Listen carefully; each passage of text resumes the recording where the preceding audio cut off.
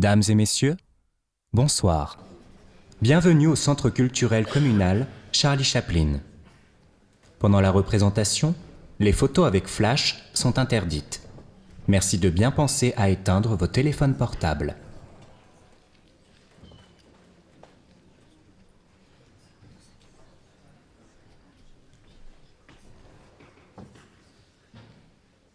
Mesdames et messieurs, voici le spectacle que vous ne verrez pas ce soir. C'est dommage. Ça avait l'air vachement bien. C'était assez contemporain, mais pas trop. Ça traitait d'un sujet d'actualité, le chômage et son mode de gestion. C'était drôle et émouvant sans être dénué de profondeur. Il y avait un musicien et un comédien sur scène, et puis un peu de vidéo aussi quand même. Du chant et de la danse, le tout pour une durée d'1h15, histoire de ne pas s'ennuyer. Il y avait tous les ingrédients pour ne pas décevoir la majorité d'entre vous. Mais le metteur en scène a changé d'avis. Alors pourquoi? C'est ce que vous comprendrez peut-être à la suite de cette conférence gesticulée, autobiographique, monographique, théâtralisée et non innovante sur le système de production et de diffusion des spectacles vivants réalisés par des compagnies de théâtre dites émergentes. Bon, alors si on décompose la chose, conférence, tout le monde comprend. Et gesticuler parce que j'ai tendance à parler pas mal avec mes mains. Autobiographique, je suppose que vous imaginez que je vais parler un peu de moi. Monographique. En sociologie, une monographie est une enquête approfondie, limitée à un objet social déterminé. Ici, la compagnie peut-être, dont je suis le metteur en scène. Théâtralisé. Ça, c'est histoire d'entrer dans une case pour les demandes de subventions. Non innovante. Oui, parce que les conférences gesticulées existent déjà. La première a été créée brillamment, il y a quelques années, par M. Franck Lepage, à qui je voulais rendre hommage. Production. La production dans le spectacle vivant, ce n'est pas la même chose que dans le secteur marchand traditionnel. Prenez une usine de casseroles, par exemple. Sa production sera de 100 ou 1000 casseroles par jour. Eh bien, dans le spectacle, la prod, ce n'est pas le nombre de casseroles qu'on produit. Eh non. C'est l'argent nécessaire pour faire ces casseroles. Enfin, pour faire les spectacles, en l'occurrence. La diffusion, c'est ce qui permet au spectacle d'arriver jusqu'à vous. Le spectacle vivant, puisque vous êtes ici, j'imagine que vous savez ce que c'est. Encore que, il faudrait établir une distinction entre les disciplines artistiques adossées à une industrie, comme l'industrie du disque pour la musique, et celles qui ne le sont pas, comme le théâtre et la danse, ce qui explique le rôle incontournable pour ces disciplines des financements publics, autrement dit, de vos impôts, cher public, et même des impôts de ceux qui ne vont pas au spectacle d'ailleurs.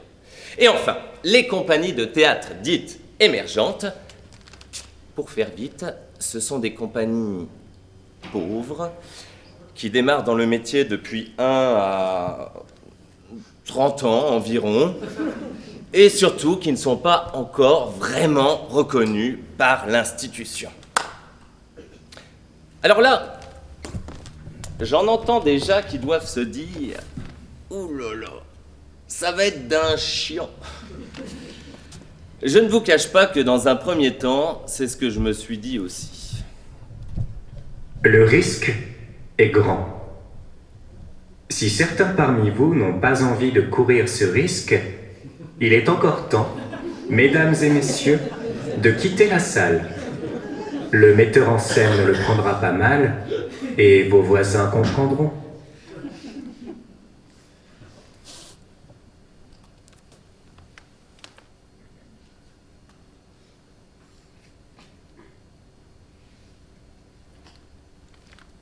Bien.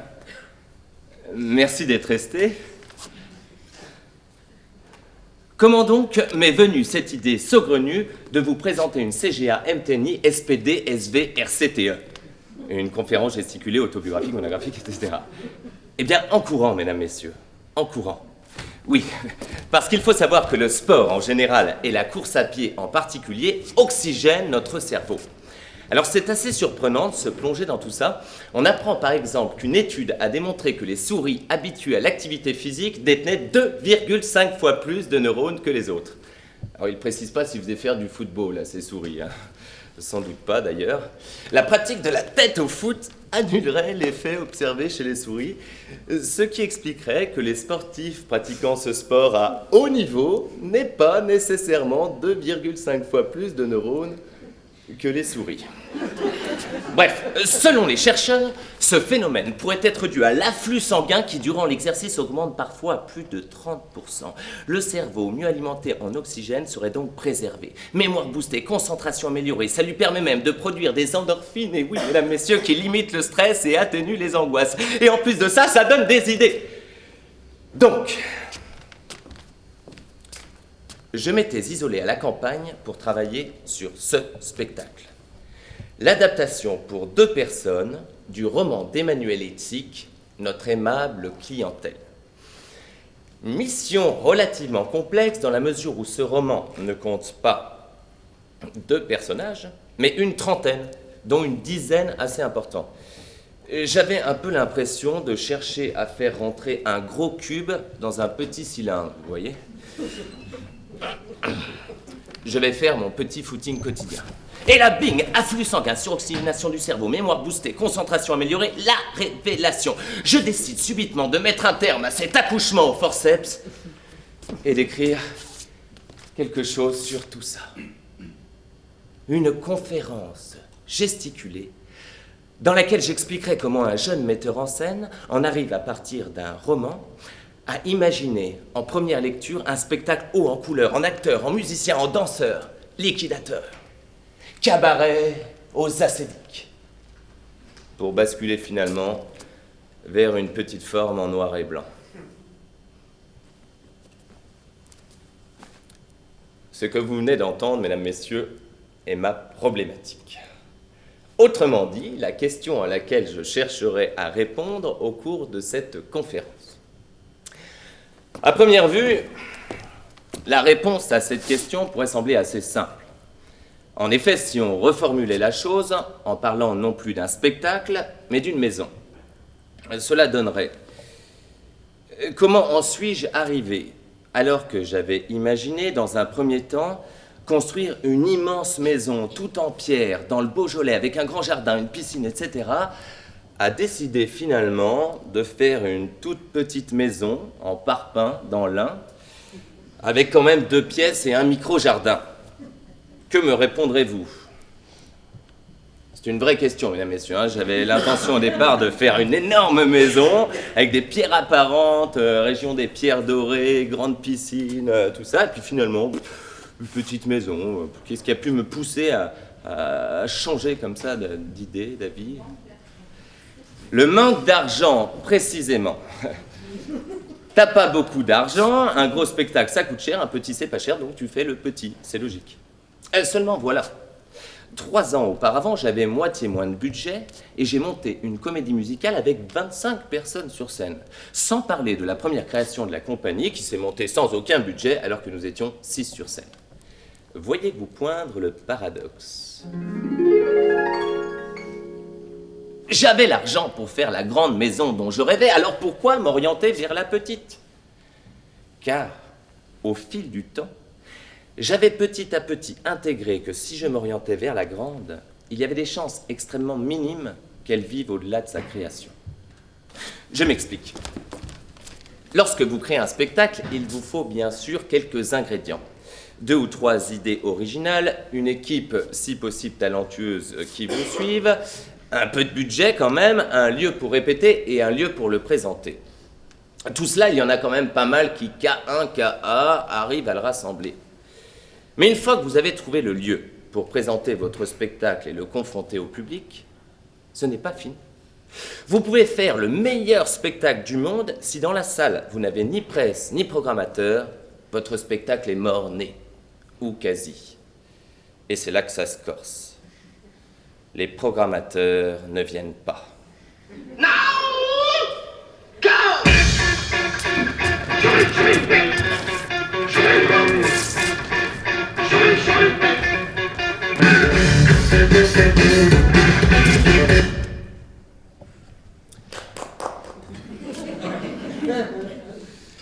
Pour ceux qui ne le savent pas, le programmateur est celui qui, comme son nom l'indique, est chargé de programmer les spectacles de la structure pour laquelle il travaille. Théâtre, centre culturel, festival, etc. Sur le marché hautement concurrentiel et fort déséquilibré du spectacle vivant, ce sont les acheteurs.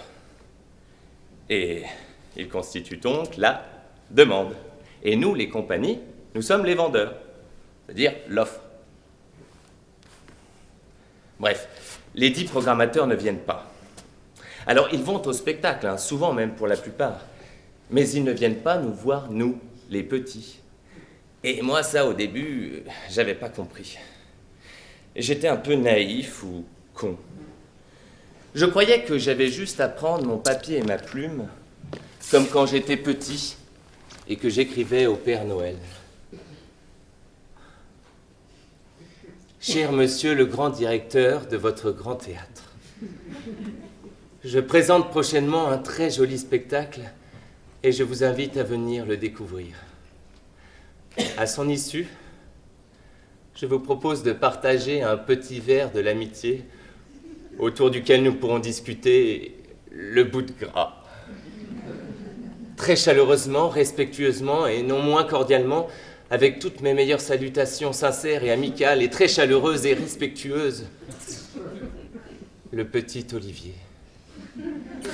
Eh bien, ça ne suffit pas, car tous ces Pères Noël reçoivent beaucoup trop de courriers de petits enfants artistes. Alors ils ne les lisent pas, ou très peu, et quand ils les lisent, ils ne répondent pas. Et quand ils répondent, c'est souvent pour dire que le Père Noël est débordé et qu'il ne pourra pas gérer cette affaire.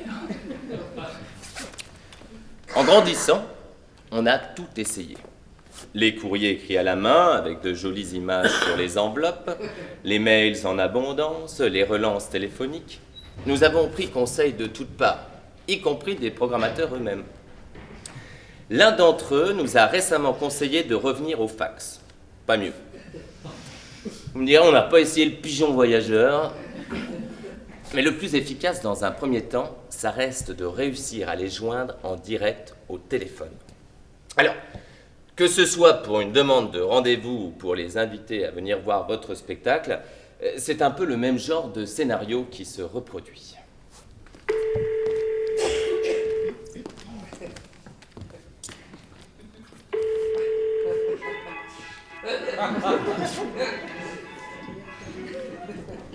Le Grand Théâtre. Bonjour et bienvenue. Actuellement, à l'affiche, dans votre Grand Théâtre, la dernière création de notre grand directeur. Tous les soirs à 20h30. Relâche les lundis.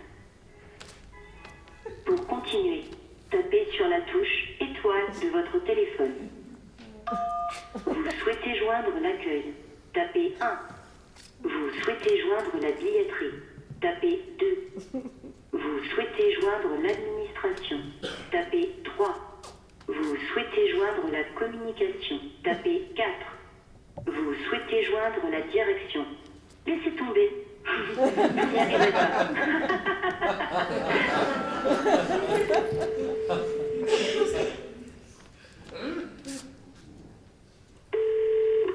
Le Grand Théâtre, j'écoute.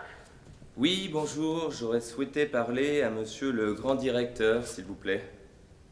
C'est pourquoi? Je m'appelle Olivier Desmaris, je suis metteur en scène de la compagnie Peut-être, et j'aurais souhaité lui parler de ma prochaine création. Envoyez-lui votre projet par email. Bien, justement, je lui ai envoyé il y a quelques mois, et il ne m'a pas encore répondu. S'il n'est pas intéressé, il vous rappellera. Ce n'est pas possible de lui parler, s'il vous plaît? Il n'est pas disponible, et de toute façon, je vous ai dit, si vous lui avez envoyé par mail, il vous répondra, s'il est intéressé. Oui, j'ai bien compris. Mais si par malheur, devant l'abondance des mails qui pleuvent chaque jour dans nos cyberbox, et en particulier, j'imagine, dans la sienne, si par malheur, donc, il n'avait pas vu mon mail. Eh bien, envoyez-lui de nouveau. C'est QFD, je raccroche découragé. Au fil du temps, vous apprenez à ruser. Genre la ruse, on se connaît déjà. Oui, bonjour, j'aurais souhaité parler à Alain. Lokubovitz. C'est de la part d'Olivier. Olivier Desmaris, de la compagnie peut-être. Vous vous connaissez? À ce moment-là, il faut y aller franchement. Oui, nous nous sommes rencontrés plusieurs fois. Il m'avait demandé de le tenir au courant lorsque je préparais une nouvelle création. Je vais voir si elle est disponible. Là, vous allez me dire, c'est risqué. Elle va lui expliquer, il va lui dire que ce nom ne lui dit rien du tout et je serai démasqué. Eh bien, pas toujours, figurez-vous. Car ces gens-là rencontrent tellement de personnes dans leur métier qu'ils ne peuvent pas toujours accorder l'attention suffisante à chacun, leur permettant de se souvenir. C'est vrai. Allô? Oui, bonjour, Olivier Desmaris, de la compagnie peut-être. Je sais pas si vous vous souvenez de moi. Oui, très bien. Je vous appelle car je travaille actuellement sur la réécriture d'une comédie musicale et j'aurais souhaité m'entretenir avec vous afin de savoir si ce projet est susceptible de vous intéresser. Une comédie musicale, dites-vous. L'entretien se prolonge, il faut vous montrer convaincant, vif d'esprit, drôle, ravaler parfois votre orgueil. Donc, vous travaillez sur la réécriture de cette pièce, très bien. Vous vous mettez en scène et vous êtes également acteur, c'est bien cela? Oui, enfin, comme il y aura pas mal de monde à diriger, je ne jouerai qu'un petit rôle. Et la musique qui la compose, c'est vous, peut-être? Bref, un entretien encourageant, dans la mesure où il constitue un premier contact direct avec un directeur et non moins programmateur important. Écoutez, envoyez-moi votre dossier, je regarderai tout ça et je vous rappellerai à ce moment-là. D'accord, très bien. Merci. Merci beaucoup. À bientôt alors. 3 mois plus tard, comme j'aurais pu m'en douter, toujours aucune nouvelle de cette relation prometteuse. Je rappelle, usant du même stratagème, avec un capital confiance renforcé. Oui, bonjour, j'aurais souhaité parler à Alain. C'est de la part d'Olivier. Olivier Desmaris, de la compagnie peut-être. Je vais voir si elle est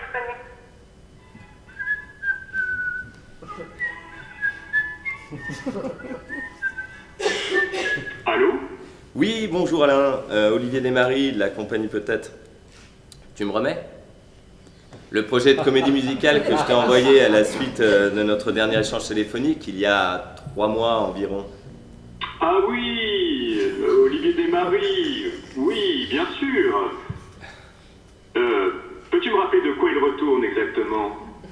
Et là, vous repassez une demi-heure à lui expliquer exactement la même chose. Écoute, envoie-moi ton projet par écrit, je regarderai tout ça et je te rappellerai à ce moment-là. D'accord, donc je te renvoie mon projet.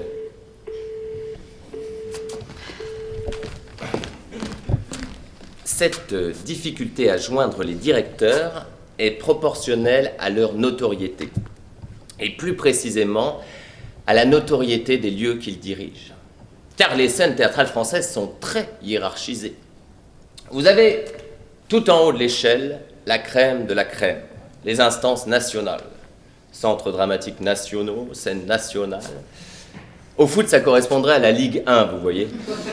C'est là qu'on est censé trouver les meilleurs joueurs, les meilleurs sélectionneurs et surtout là où se concentre le plus l'argent. Si vous n'avez pas d'entrée personnelle, inutile de vous fatiguer, les directeurs sont quasi impossibles à joindre. Ensuite, vous avez la Ligue 2. Les scènes conventionnées avec la région et qui reçoivent aussi, le cas échéant, de l'argent de l'État. Les directeurs sont très difficiles à joindre, mais ce n'est pas impossible à force de persévérance. Puis, vous avez les scènes municipales et tout en bas de l'échelle, les MJC. Maison des jeunes et de la culture, que vous réussirez à joindre assez facilement. Ce sont même eux, parfois, qui vous appelleront. Par contre, vous oubliez tout de suite de leur demander de l'argent pour vos créations. Elles n'en ont pas. La porosité entre ces différentes strates est quasi nulle. Ça copine un peu entre les scènes nationales et les scènes régionales, de même qu'entre les scènes régionales et les scènes municipales, mais il est assez rare que l'on saute des échelons. Les projets associant scène nationale et MJC se comptent sur les doigts d'une seule main. 2 manchots. Le spectacle auquel vous assistez fait figure d'exception, dans la mesure où il reçoit le soutien d'une scène régionale, d'une scène municipale et d'une MJC. Manquerait plus qu'une scène nationale nous soutienne pour foutre tout mon raisonnement en l'air. Heureusement, ce n'est pas le cas. Et ce n'est pas faute d'avoir essayé. Même ma mère s'y est mise. Eh oui.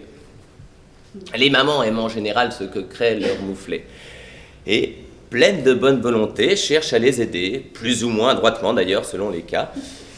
La mienne est comme ça. Elle se dit, bon, mon fils est de Trifouilly. Je connais le directeur de la scène nationale de Trifouilly. Je vais essayer de lui obtenir un rendez-vous. Et là, ce cher directeur, qui la reçoit toujours très aimablement lorsqu'elle vient prendre son abonnement, l'accueille avec un peu moins de chaleur, évidemment. Un rendez-vous? Mais comment? Il faudrait que j'ai vu ce qu'il a fait avant. Oui, mais là, dit-elle, justement, il présente un beau spectacle à Lyon. Vous pourriez aller le voir et lui donner votre avis. En ce moment, à Lyon? Mais vous n'y pensez pas. Oui, mais si vous n'allez pas le voir, vous ne le prendrez pas en rendez-vous, comme vous dites. Alors? Écoutez, de toute façon, s'il est bon, ça se saura. Évidemment, si tout le monde se dit ça, ça risque pas de se savoir beaucoup. Ce raisonnement paradoxal est assez courant de la part des directeurs.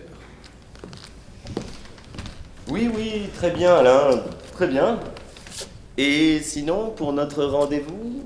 Non, mais tu comprends, Olivier, je ne peux pas te recevoir comme ça. Il faudrait que j'aie vu ton travail auparavant. Certes, j'entends bien. Mais malheureusement, tu n'as pas pu assister à l'une des multiples représentations que nous avons faites dans la région ces 8 dernières années. Donc, en se voyant, je pourrais te présenter notre travail, ma démarche artistique, te montrer quelques extraits vidéo. Non? Non, mais la vidéo, ça ne remplace pas le spectacle. Il faut que je le voie. Bon, quand est-ce que je peux voir quelque chose prochainement? Le 18 octobre, c'est l'avant-première du monologue. Mais ça donne une idée assez restreinte du type de spectacle que je monte habituellement. Aïe, je suis à New York le 18. Mais tu vas là une fois? Non, ça rejoue ensuite 2 fois à Avignon en novembre, puis ça repousse à avril. Aïe, bon, écoute, rappelle-moi vers octobre, nous verrons à ce moment-là. Mais tu ne seras pas à New York en octobre?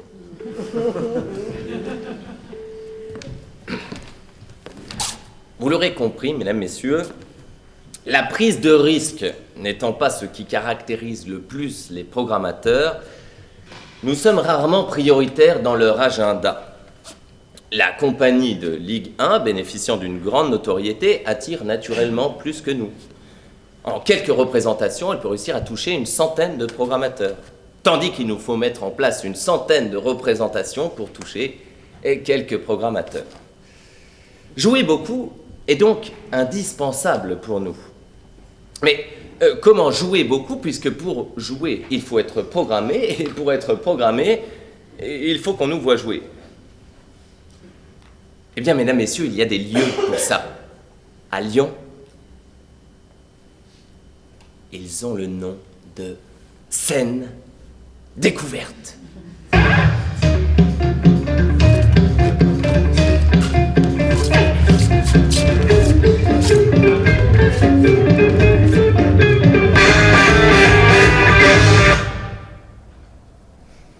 La ville de Lyon, la Direction régionale des affaires culturelles, le ministère de la Culture, et la région Rhône-Alpes ont mis en place un programme, le programme Scène Découverte, regroupant 10 salles qui ont pour objectif de, c'est un petit peu petit, on va essayer de grossir tout ça, faciliter une meilleure diffusion des premières œuvres et leur rencontre avec le public, en accordant la priorité dans la programmation des théâtres à des spectacles émanant d'équipes émergentes ou d'une approche artistique innovante.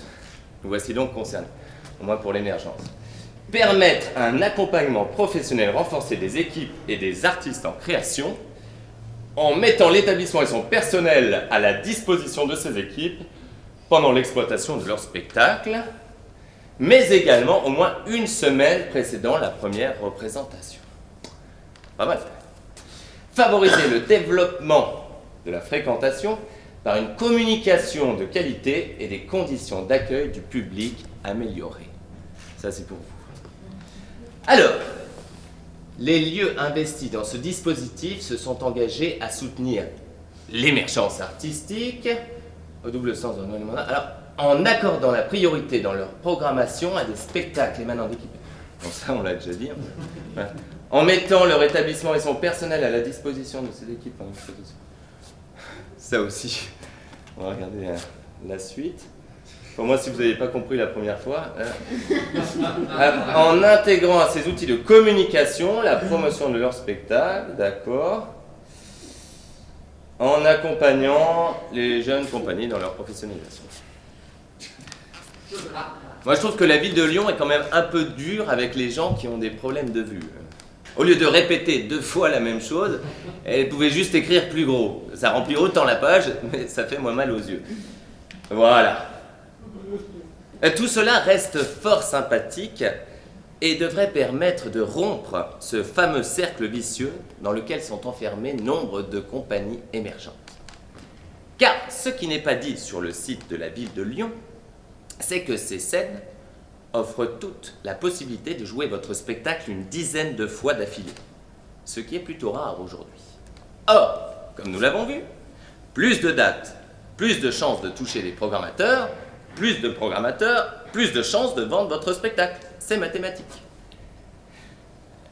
Mais ce qui n'est pas dit non plus sur le site de la ville de Lyon, faute d'espace sans doute, ce sont les conditions dans lesquelles se déroulent les dites représentations.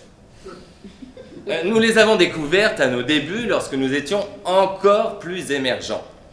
La directrice d'une de ces scènes découvertes, que nous appellerons Suzanne, est venue voir notre première création dans une MJC de banlieue, pas très loin d'ici. Convaincue, elle nous a proposé de jouer dans son théâtre la saison suivante.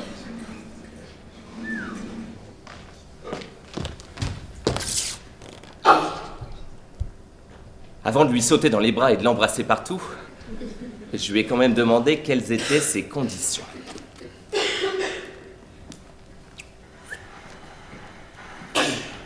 Oh bah dis donc.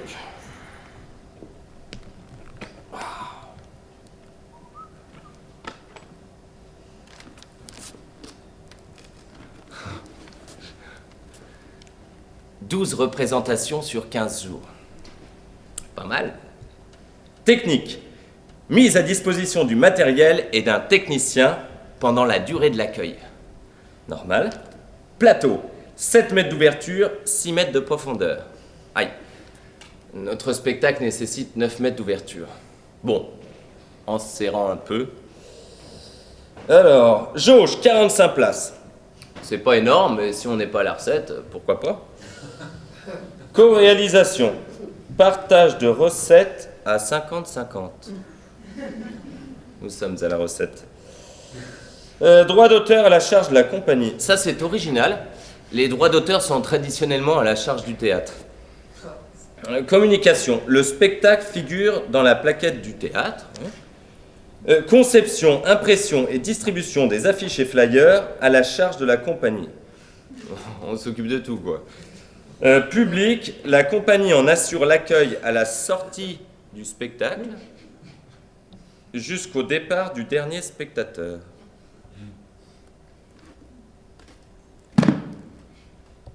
J'ai demandé un petit temps de réflexion à Suzanne.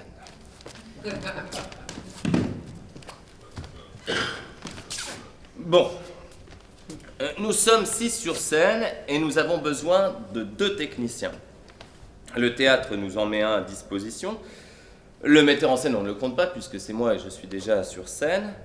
L'administratrice, par contre, puisqu'elle est également chargée de diffusion, de communication, de gestion, de développement et j'en passe, et qu'elle doit être là tous les soirs, on va la compter. Ça nous fait donc 8 personnes à nourrir. Partons maintenant de l'hypothèse très optimiste où nous faisons quasi ça le compte tous les soirs. 40 personnes environ. Sur 12 soirs, ça nous fait 40 par 12, 480 personnes. Pour une place en moyenne à 11 €, ça me fait 480 par 11. Ça nous fait 5280 euros de recettes, voilà. À se partager moite-moite avec le théâtre, hein, comme c'est une co-réalisation à 50-50. Mais déjà, on va retirer, avant de se partager, 110 euros de TVA, donc 5280 moins 110, ça nous fait 5170 euros. Voilà, c'est cette somme-là qu'on va se partager à 50-50. Donc 5170 divisé par 2, ça nous fait 2585 euros.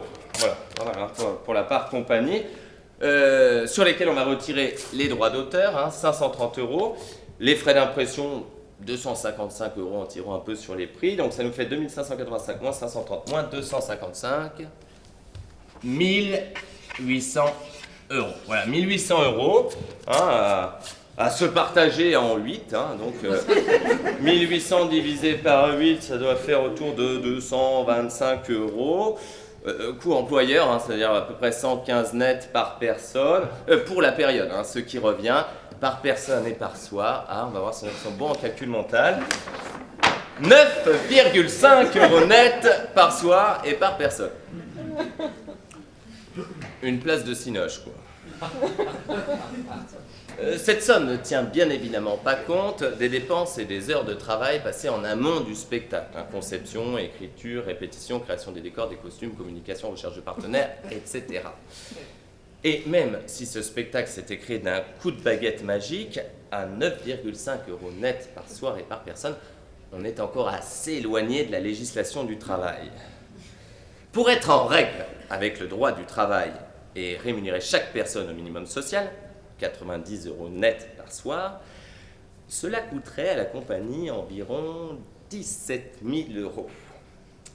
Son déficit serait alors, à l'issue des 12 soirs, de 15 200 euros.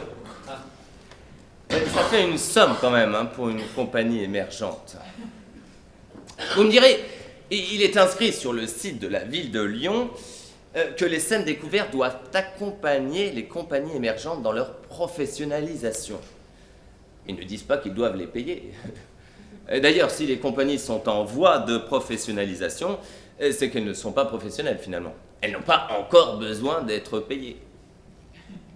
Seulement voilà, l'inspecteur du travail, lui, la case en voie de professionnalisation, il ne l'a pas. Un artiste est amateur ou professionnel.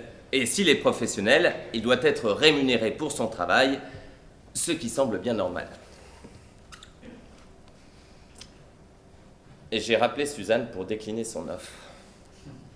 Elle sembla quelque peu surprise, voire offusquée par ce refus. Comment une jeune compagnie, tout ce qu'il y a de plus émergente, pouvait se permettre de refuser une offre si alléchante? Il faut dire qu'à cette époque, je croyais encore au Père Noël du spectacle vivant. Mais ça n'a pas duré, rassurez-vous. Après avoir essuyé échec sur échec pour faire venir les programmateurs, j'ai fini par rappeler Suzanne, la queue entre les jambes.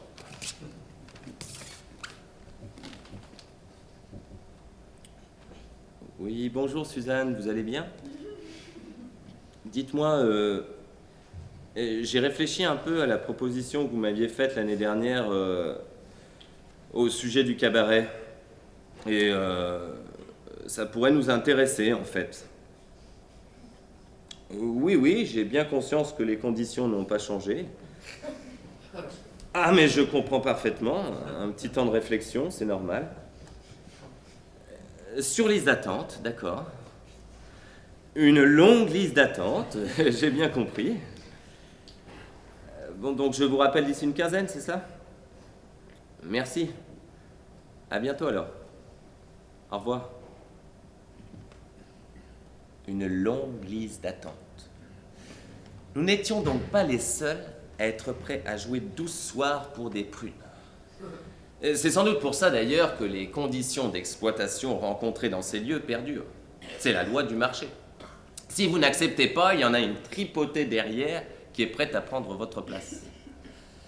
Ce qui peut paraître surprenant néanmoins, c'est que ces conditions soient pratiquées dans des lieux labellisés par l'institution et donc subventionnés. Allez-y, toussez un bon coup. On va faire un petit concert. Ouais, allez-y. Non mais si, je veux dire, comme ça c'est fait. Hein. Donc, qu'est-ce que je vous disais? Ce qui pouvait paraître surprenant, c'est que ces conditions soient pratiquées dans des lieux labellisés par l'institution. Et donc, qui reçoivent des subventions.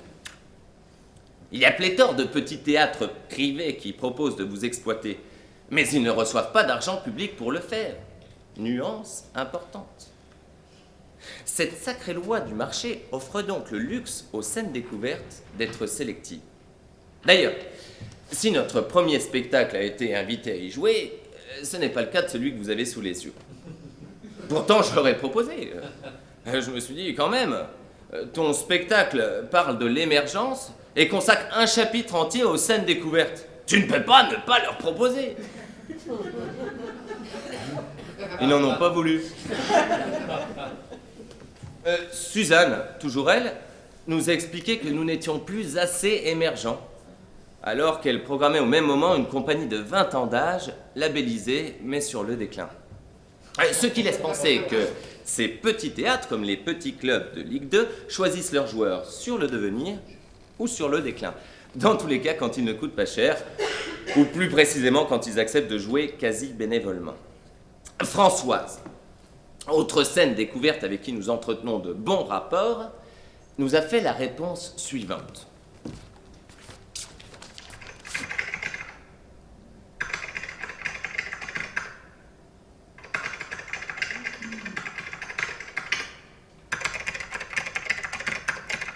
Vous pouvez tousser là.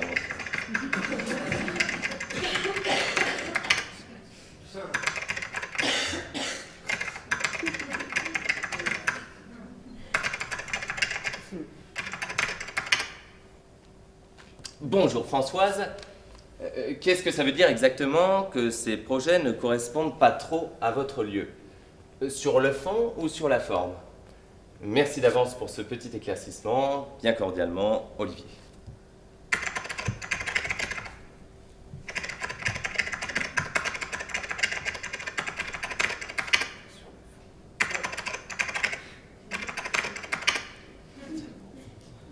Bonjour Françoise. Et donc, sur le fond, qu'est-ce qui ne correspond pas trop à votre lieu? C'est juste par curiosité pour comprendre, comme je parle justement des scènes découvertes dans Paradoxe. Merci d'avance pour ta réponse. Bien à toi, Olivier.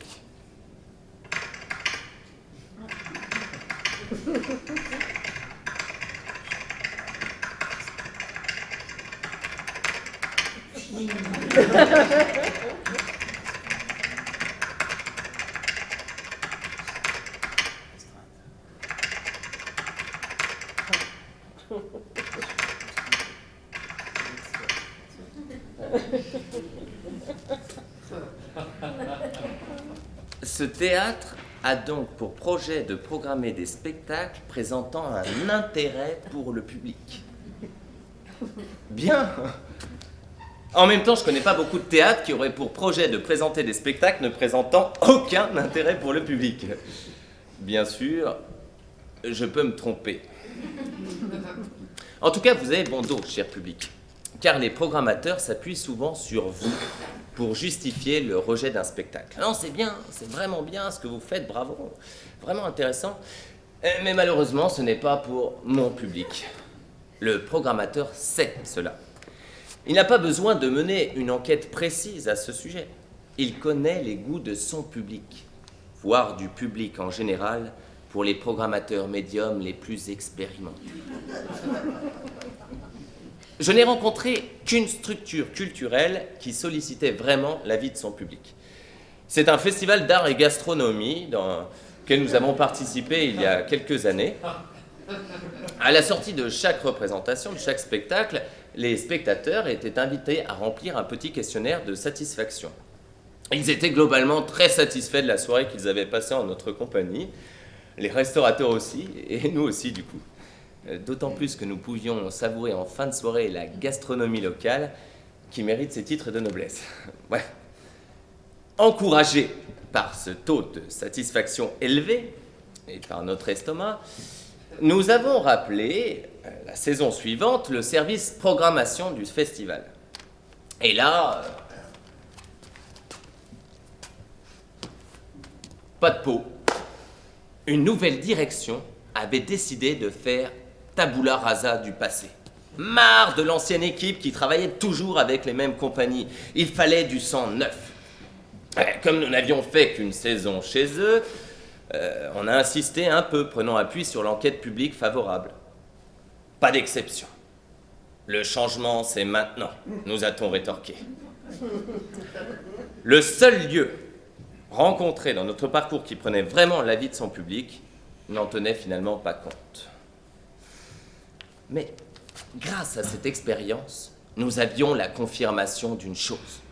Notre spectacle plaisait au public.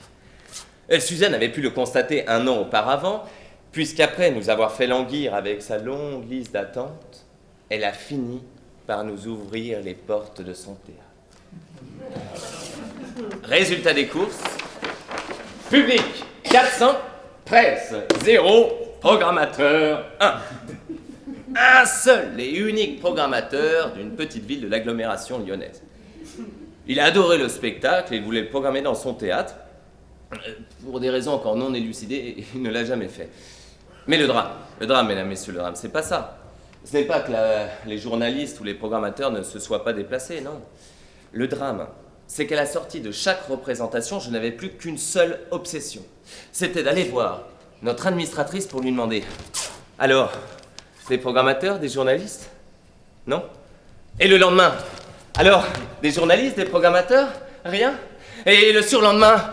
Alors, des programmateurs, des journalistes ? Aucun ? Je ne jouais plus pour le public, je ne jouais plus que pour les programmateurs. J'avais de quoi être un artiste comblé. Je n'étais plus qu'un vendeur dépité. Traverser les scènes découvertes est donc grandement risqué pour une compagnie. Vous risquez de perdre beaucoup d'argent si vous cherchez à être en règle avec la législation du travail. Vous risquez de sérieux problèmes avec l'inspection du travail si vous cherchez à ne pas perdre trop d'argent. Vous risquez d'investir à perte si vous ne vendez pas votre spectacle. Vous risquez de perdre le sens des choses si vous ne jouez plus que pour vendre votre spectacle. Il est donc essentiel pour les compagnies qui souhaitent vivre cette expérience de chercher à limiter ces risques. La façon la plus simple est de faire petit, de penser petit. Petit décor, petit projet, petite équipe, petit budget, petit risque. Ça limite quand même pas mal la marge de manœuvre artistique, reconnaissez. L'éventail des possibles pour un acteur seul en scène est a fortiori plus restreint que pour une équipe de 12. Et j'en sais quelque chose. Cette nécessité de réduire les risques financiers est d'autant plus grande que nous l'avons vu, même avec une longue série de dates, vous n'êtes pas du tout sûr de réussir à faire venir les programmateurs. Mais alors, que faut-il de plus ? Se faire labelliser peut-être ? Lyon-Ville équitable et durable, c'est le nouveau label qui vient d'être lancé par la ville pour valoriser les entreprises qui favorisent le développement durable.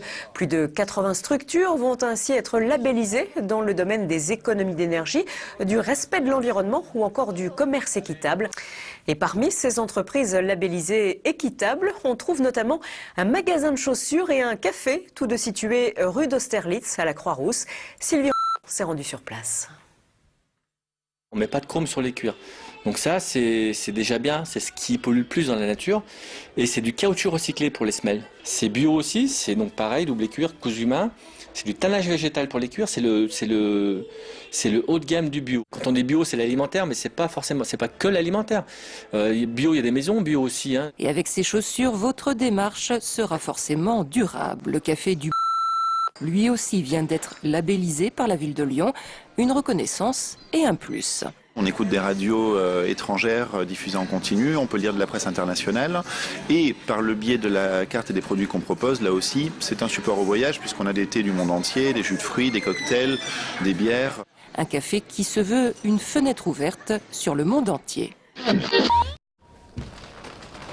Dans le monde du spectacle vivant, le label bio n'existe pas encore. Ni le halal d'ailleurs. Mais il y en a bien d'autres. Ils sont signalés en règle générale par de petits logos figurant sur la communication des compagnies et des théâtres. Label DRAC, label Région, label Ville. Sans être un gage de qualité, il semblerait que plus il y a de logos, plus ça vend.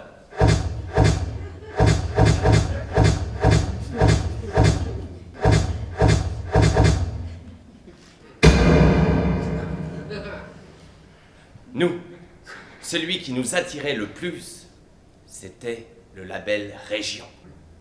Pour la beauté de son logo, bien sûr, mais pas que. Il crée aussi un lien symbolique fort avec les scènes bénéficiant du même label. Une sorte de cousinage, quoi.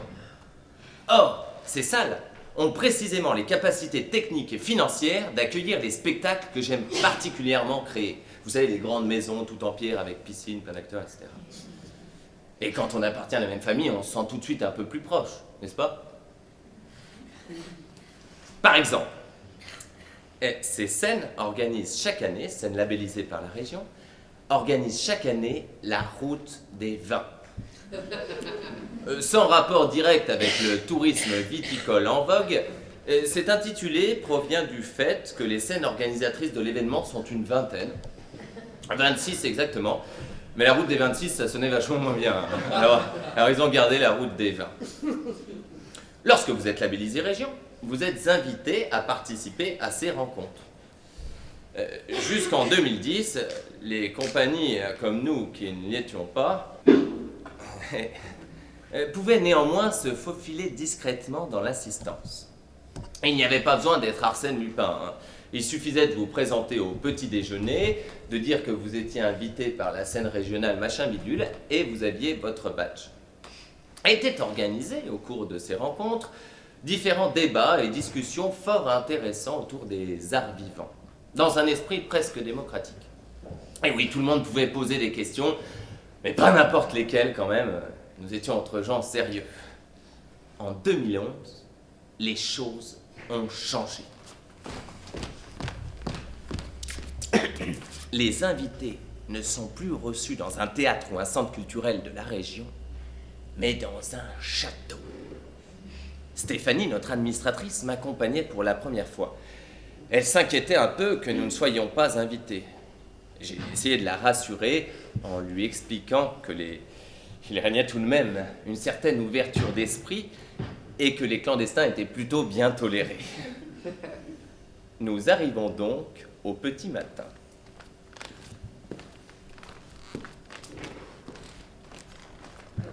Bonjour. Vous êtes? La compagnie peut-être. Nous sommes invités par le centre culturel Bip Bip. Je ne vous trouve pas. Vous n'êtes pas dans le répertoire. Vous avez un stand? Pardon? Est-ce que vous avez un stand? Ah non, nous n'avons pas de stand. Mais nous venons régulièrement, vous savez. On devait venir avec Mademoiselle Bup du centre culturel Bip Bip qui n'a pas pu venir. Et après... Ah oui. Mais là, si vous voulez, ça ne se passe pas comme les autres années. Il n'y a pas de compagnie extérieure invitée. Enfin bon, on vient pas de Marseille, mais on s'est déplacé jusqu'ici. On va pas faire demi-tour non plus. À la limite, je peux vous laisser entrer pour que vous fassiez un tour et preniez un café. Mais je ne peux pas vous inscrire au repas. Je suis désolé. Nous entrons.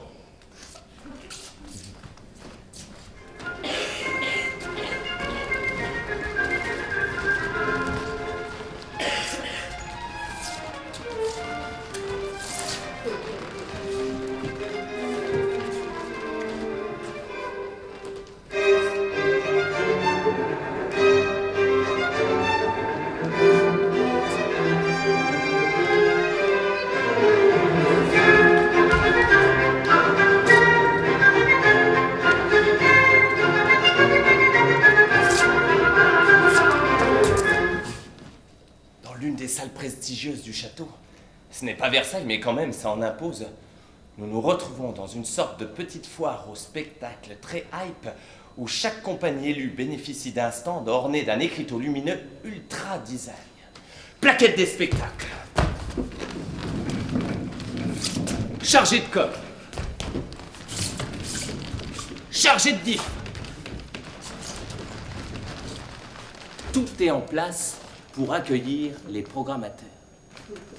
Ces derniers peuvent ainsi faire leur petit marché en déambulant d'un stand à l'autre, serrer quelques mains, taper quelques bises.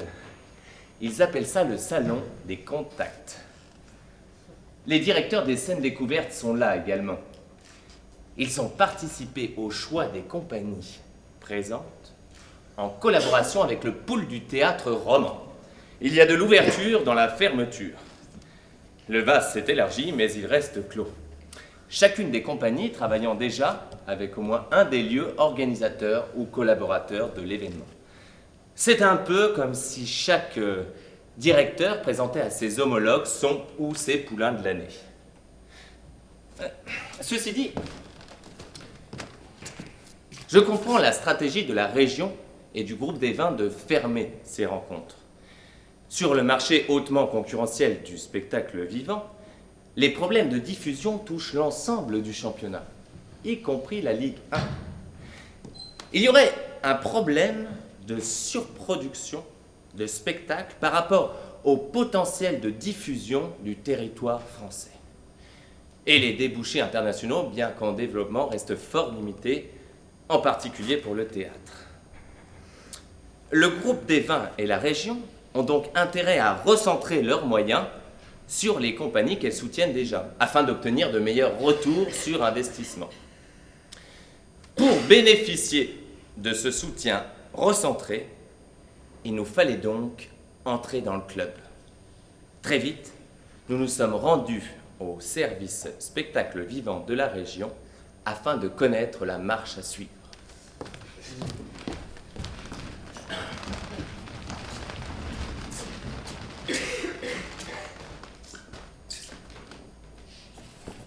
Première année,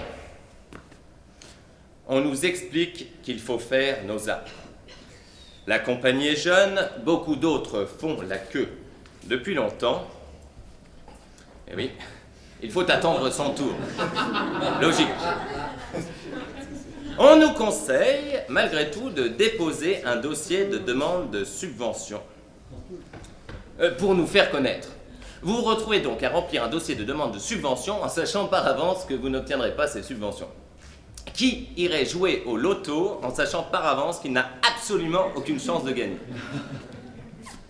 Eh bien, nous, on l'a fait.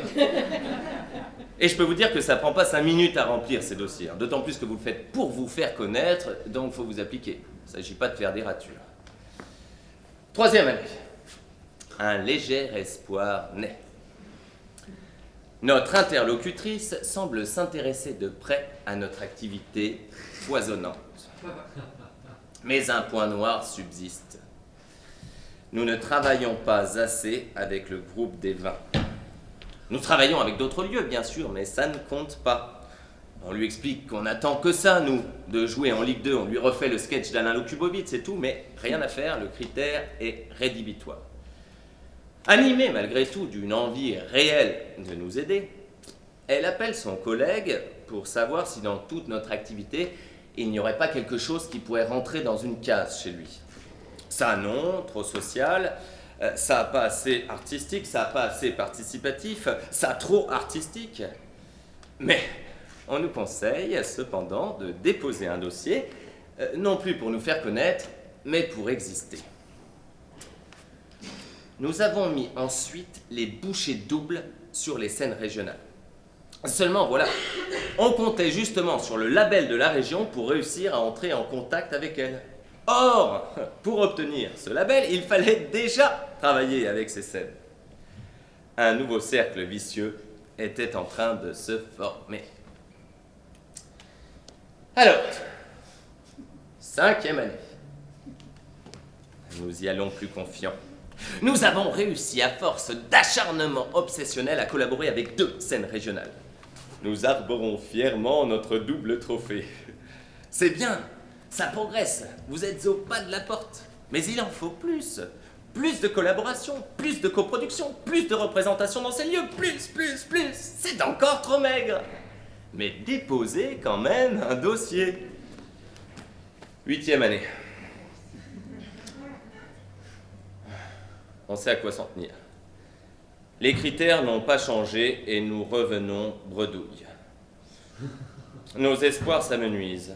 Nous comprenons que si collaborer avec les scènes régionales est une condition nécessaire pour se faire labelliser, elle est loin d'être suffisante.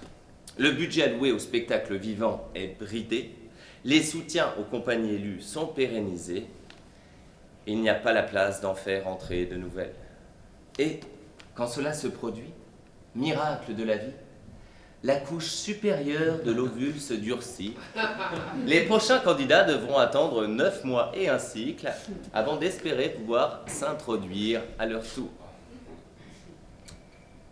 Ce jour-là, on leur a expliqué que si on obtenait un jour une subvention de leur part, il y avait assez peu de chances qu'elle soit suffisante pour couvrir toutes les heures de travail passées durant des années à remplir leur dossier.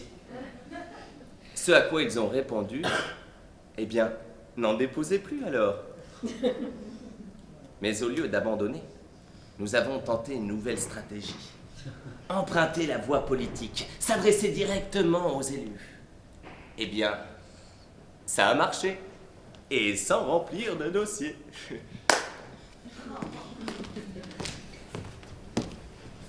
La compagnie peut-être étant née à Lyon, nous avons également cherché à obtenir son label. Même scénario que la région. Une nuance cependant. Ce n'était plus vers les scènes régionales que l'on nous renvoyait, mais vers les scènes découvertes. No comment.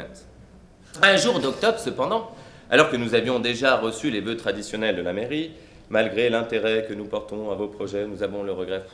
Nous apprenons que nous avons gagné la modique somme de 1 500 € pour un minimum d'achat d'équipements scéniques de 1 500 € seulement postérieur à notre demande de dossier d'équipement. Mais nous n'avions déposé aucun dossier d'équipement, nous ne déposions que des dossiers d'aide au fonctionnement. Et le dossier était à rendre 6 mois auparavant. Et qu'à cela ne tienne, nous avions gagné. Il fallait vite remplir le dossier, acheter du matériel et 3 mois plus tard, l'argent nous serait versé et le label attribué. Et de deux. Le service spectacle vivant du ministère de la Culture a été plus efficace que la ville et la région rassemblées pour nous décourager. En un rendez-vous, c'était réglé. Et il dispose bien d'aide au fonctionnement et à la création, mais pour les obtenir, il faut que votre spectacle soit déjà soutenu par une dizaine de scènes nationales et puisse se prévaloir d'une grande tournée nationale ou internationale. Bref, quand vous n'avez plus besoin de rien, allez les voir, ils vous aideront. Heureusement, la DRAC ne se réduit pas à son service spectacle vivant. Il en existe d'autres dont l'un nous concerne également. Le service action culturelle. Eh bien, on a le label.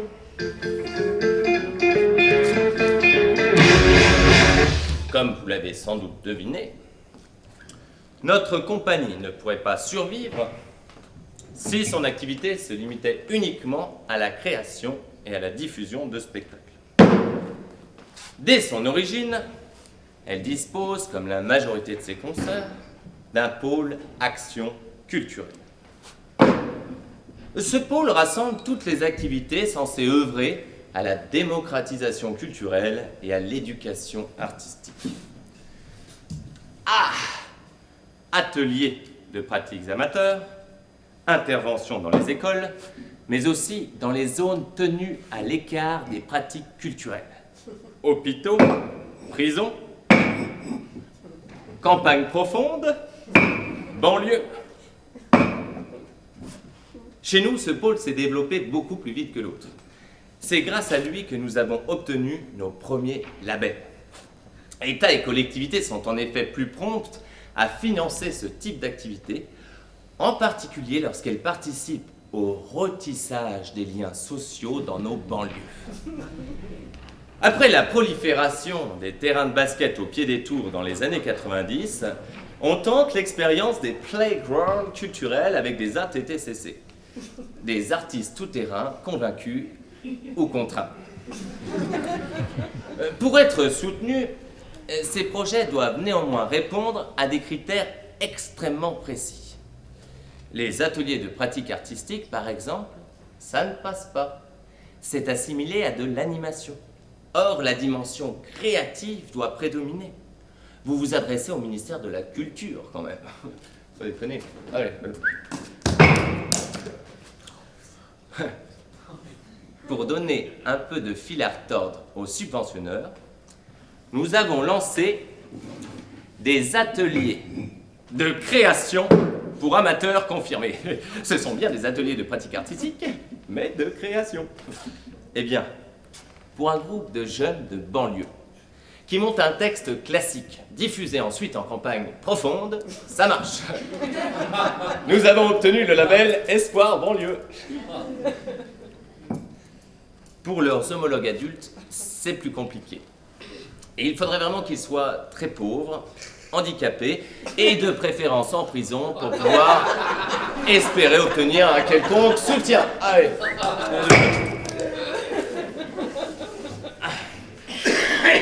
Les actions culturelles qui ne sont pas financées par l'État ou les collectivités sont prises en charge directement par les structures partenaires ou par les usagers. Dans tous les cas, ce secteur d'activité est plus rentable que l'autre. La tendance inverse pour les compagnies très reconnues qui diffusent plus largement leurs spectacles. Le paradoxe, c'est que vous soyez reconnu ou pas pour les services fiscaux, l'activité considérée comme lucrative, c'est la vente de spectacles. Et quand elle est supérieure à la part de votre activité considérée comme non lucrative, vous passez aux impôts commerciaux, TVA, taxes sur les bénéfices, etc. Nous n'avons jamais eu trop de soucis à nous faire à ce niveau-là. Même quand nos spectacles se vendaient le mieux, nos actions culturelles sont toujours restées nettement prépondérantes. Enfin, presque toujours. Car un jour, une tuile nous est tombée dessus.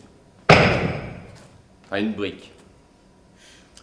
Une célèbre compagnie d'assurance s'est intéressée à notre travail et nous a proposé d'animer son séminaire annuel. Nous n'avions jamais travaillé avec le privé et ne connaissions pas trop les tarifs pratiqués. On s'est dit, bon, ils ont de l'argent, on va leur faire un projet à 5 000. Bref. Notre spectacle le plus cher se vendait 4 000. Bien, ça ne leur a pas suffi. Ils en voulaient plus. Des sketchs personnalisés, des films, des danseuses, des paillettes, des acrobates, des musiciens, des caméras partout. On a fini avec un devis à 35 000 €, 40% de notre budget annuel de l'époque. Là, forcément, les impôts, ça pouvait les faire tiquer. Ils ont pris leur balance, ont pesé nos 2 pôles d'activité et nous ont gentiment annoncé que nous étions désormais une entreprise à but lucratif. On a essayé de leur expliquer que c'était un accident, que nos spectacles se vendaient très mal en général et qu'il y avait peu de chances que ça change dans un avenir proche. Et rien à faire. Notre petite association allait être taxée comme une vulgaire entreprise capitaliste. Mais alors, énième paradoxe!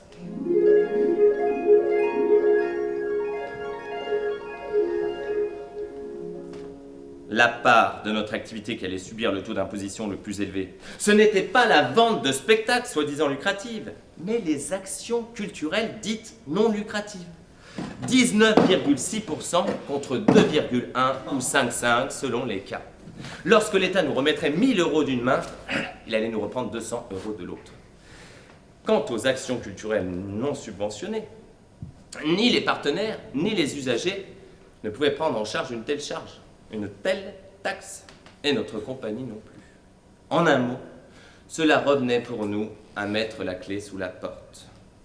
Heureusement, après 6 mois de luttes acharnées, aidés par un tonton inspecteur des impôts, nous avons réussi à sortir du champ commercial.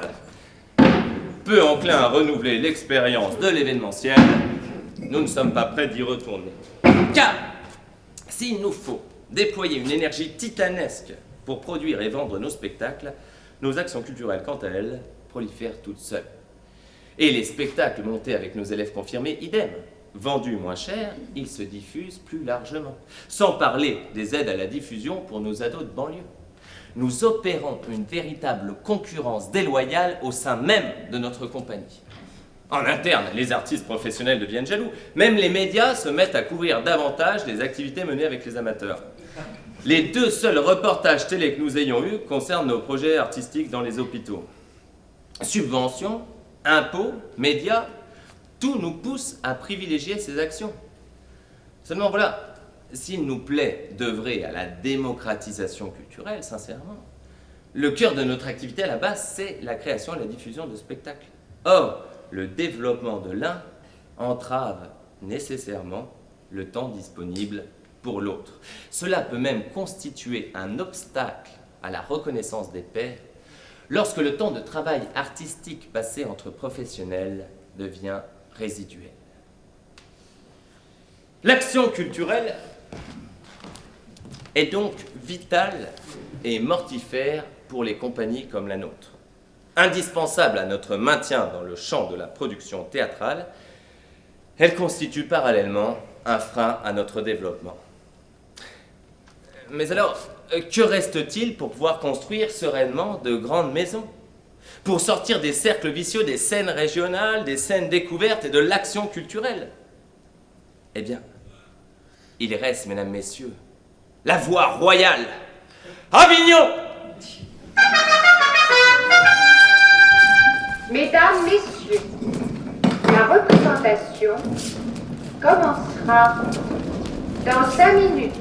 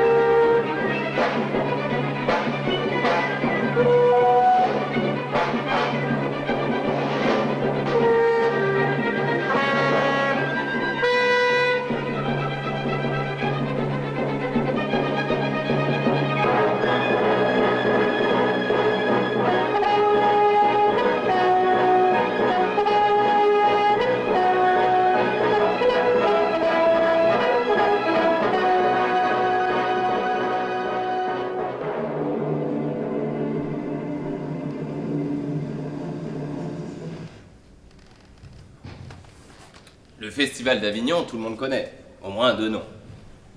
Il fait l'objet de nombreux fantasmes de la part des artistes, comme des non-artistes d'ailleurs. Une des premières questions qu'une personne extérieure au milieu vous pose est de savoir si vous faites le Festival d'Avignon. Si vous ne le faites pas, c'est mauvais signe. Un signe que ça ne doit pas très bien marcher pour vous. C'est un peu la reconnaissance juste avant la télévision, vous voyez. Car le préjugé populaire selon lequel le théâtre est un loisir tant que les artistes n'ont pas obtenu de reconnaissance télévisuelle est encore vivace de nos jours. Vous connaissez tous la blague du comédien à qui l'on demande « Et sinon, c'est quoi ton vrai métier ?» Mais au-delà d'être un fantasme, Avignon est une réalité. Et avant d'être cette réalité, ce fut un rêve, une utopie, porté par un jeune homme aussi célèbre que le festival qu'il a créé, Jean Vilar.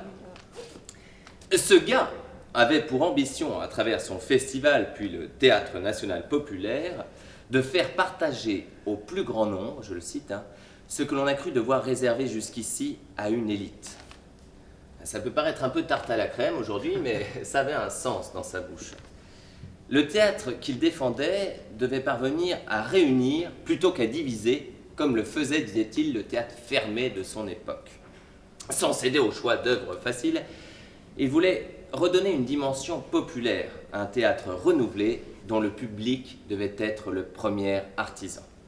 Une véritable mission de service public pour un théâtre qui, je le cite encore, doit plaire, séduire, réjouir et nous couper pour un temps de nos peines intimes et de nos misères.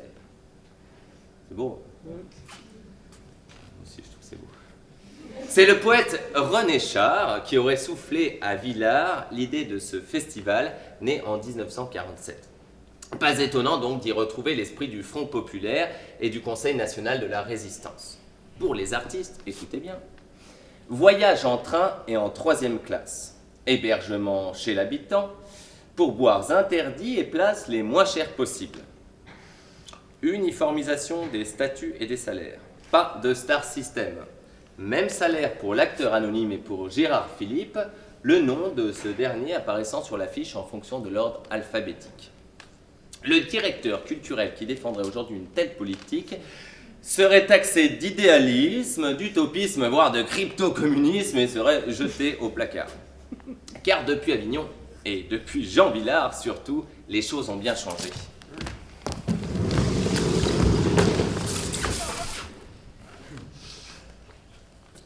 Moi, quand j'ai rencontré Avignon la première fois, je m'en suis pas rendu compte.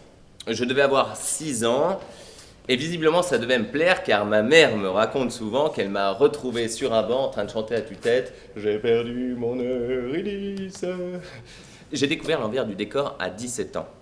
Je donnais la main à une amie qui se produisait dans une cour excentrée. Avant chaque représentation, on comptait le nombre de spectateurs pour savoir si on allait jouer ou pas. On a plié au bout de 8 jours. 5-6 ans plus tard, j'y retournais avec une casquette de programmateur. J'avais ma carte et tout.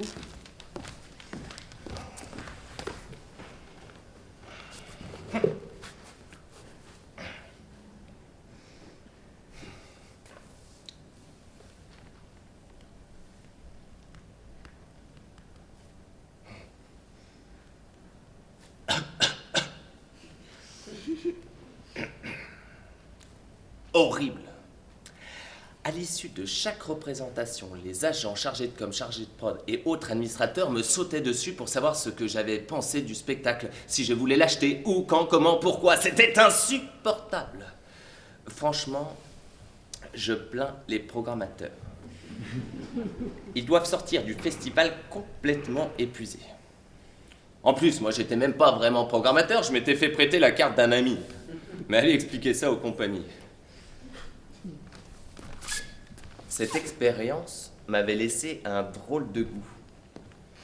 Et j'avais l'impression que le festival était en train de se transformer en un gigantesque marché au spectacle vivant où les programmateurs venaient faire leurs courses estivales au milieu de compagnies qui se tiraient dans les pattes pour les faire venir et pour attirer le public. J'avais même entendu dire que certains Avignonnais profitaient de la situation pour louer le moindre petit espace dont ils disposaient de jeunes compagnies prêtes à faire le festival à tout prix.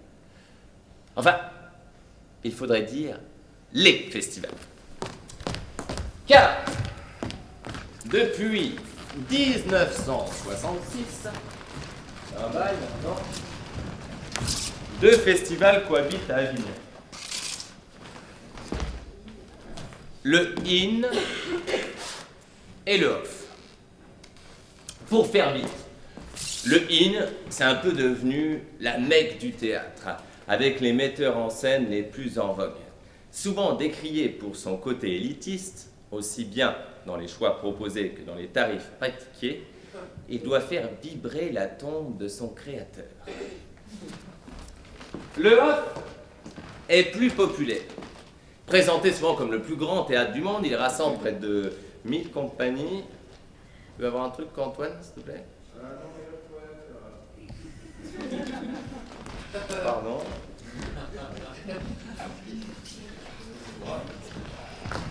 c'est presque arrivé au bout.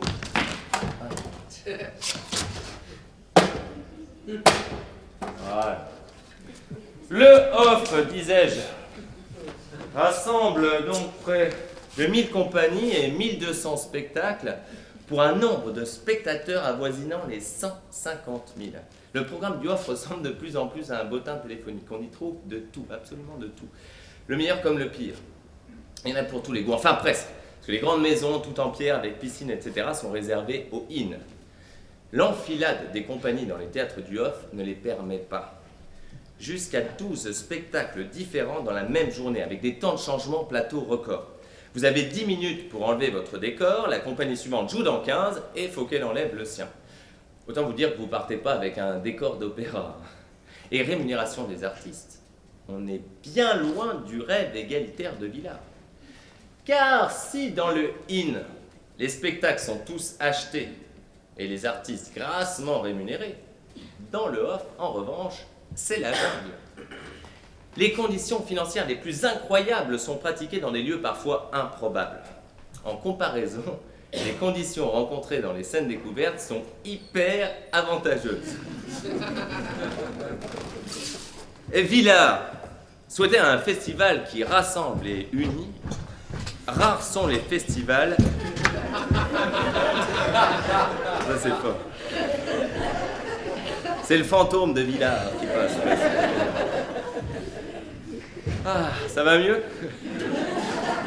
Donc, je vous disais que Villard souhaitait un festival qui rassemble et unit, n'est-ce pas? Je l'ai expliqué au départ. Mais rares sont les festivals qui divisent autant que celui d'Avignon. Séparation entre le in et le off, bien sûr, mais aussi séparation entre les compagnies du off qui peuvent s'offrir un théâtre correct et celles qui ne le peuvent pas. Séparation, ah oui, parce que je ne vous ai pas dit ça. Pour jouer dans un théâtre correct du off, il faut lâcher jusqu'à 13 000 € 3 mois avant le début du festival. Eh oui, donc ça crée déjà une petite séparation. Il faut avoir les sous. Et enfin, séparation entre les compagnies qui souhaitent faire le festival et celles qui ne le souhaitent pas, refusant de devenir un produit soldé de cet immense supermarché. Nous avons longtemps fait partie de cette dernière catégorie. Mais Avignon, c'est comme le loto. 100% des gagnants ont tenté leur chance. Et si autant de compagnies s'y rendent malgré les risques financiers qu'elles prennent et les conditions dans lesquelles elles jouent, c'est que les chances de récompense sont grandes. Les programmateurs, bien sûr, mais aussi le public. Et les programmateurs, et le public, les programmateurs, le public, les programmateurs, ils y sont tous. C'est le seul moyen pour une compagnie de réussir à vendre son spectacle à des acheteurs qui ne sont pas de sa région. Et même ceux de sa région, elle aura plus de chances de les toucher quand elle joue à Avignon que quand elle joue à 2 pas de chez eux. Allez comprendre. Quant à nous, vu les difficultés qu'on a rencontrées à sortir notre épingle du jeu au niveau régional, on a commencé à se poser des questions. Le Festival d'Avignon ne serait-il pas la solution ? Ne faudrait-il pas mettre nos principes anticapitalistes ringards de côté et se prêter au jeu comme les autres? Pouvoir répondre fièrement aux kidam comme aux programmateurs « Oh oui, nous faisons Avignon !» Nous étions à 2 doigts de franchir le cap avec notre dernière création. Un théâtre correct du off nous recevait. L'auteur du roman que j'adaptais nous offrait 3 000 € pour participer à l'avance des 13 000. Notre décor se démontait en 15 minutes et se montait en 20. Toute l'équipe était motivée, toute, sauf une personne. On s'est débiné, le spectacle n'a plus jamais joué. Alors maintenant, replaçons-nous dans le contexte de ma création en cours. L'adaptation pour 2 personnes, vous vous souvenez, l'adaptation pour 2 personnes du roman d'Emmanuel Heitzig, Notre aimable clientèle. J'ai potentiellement l'argent pour faire un spectacle musical avec pas mal d'interprètes et une scénographie relativement conséquente. Je commence la réécriture, je fais des plans sur la comète, puis je m'arrête et je réfléchis. Je me dis, bon, t'es en train de t'emballer là. Imaginons que tu arrives bien à trouver l'argent nécessaire pour faire ce spectacle. L'année de la création, tu vas le jouer combien? 6 fois? 7 fois?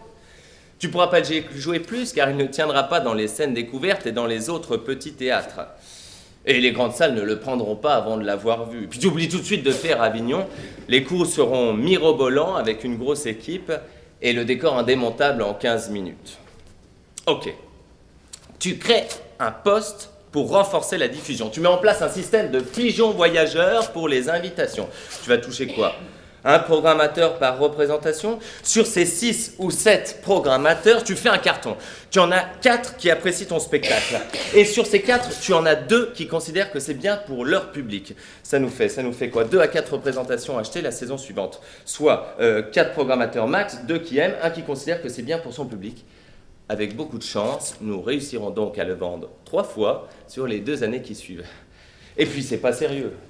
Avec le nombre de spectacles que je dois monter dans le cadre des ateliers et les autres projets d'action culturelle chronophages, je n'ai pas le temps de me lancer dans une grande forme. Audition, répétition, création des décors, costumes, logistique, c'est trop.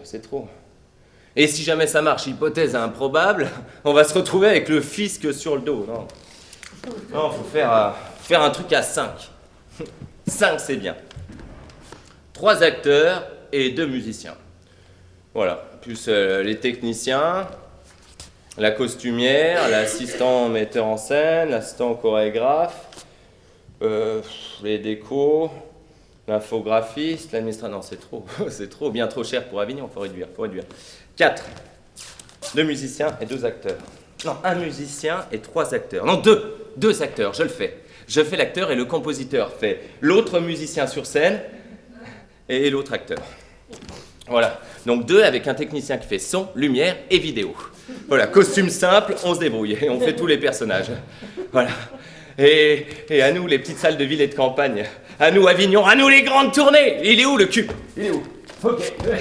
30 personnages, ça le fait, ça va marcher. 30 personnages, ça le fait, tout peut se faire, ça va marcher. Ça va passer, hein? Il est trop petit, ce cylindre. Ça rentre pas, putain. Il faut appuyer, il faut insister, ça va marcher, il faut insister, il faut appuyer, ça va marcher, ça rentre pas, ça va marcher, il faut appuyer 30 personnages, ça va passer, ça va marcher. Et puis je suis allé courir.